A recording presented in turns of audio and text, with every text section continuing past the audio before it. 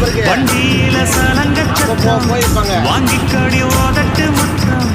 அக்கம் பக்கம் இந்த சத்தம் கேட்காதம்மா எதுக்கு அச்சம் வாழ்க்கை